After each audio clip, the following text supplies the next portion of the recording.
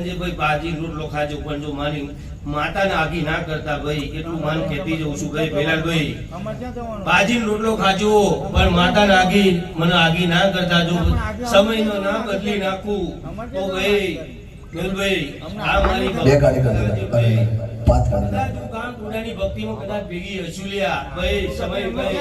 ભાઈ તો ઈ માનજો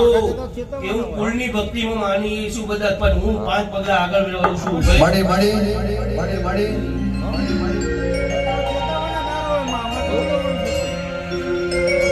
કે દુનિયા અમારી કોઈ સગી રે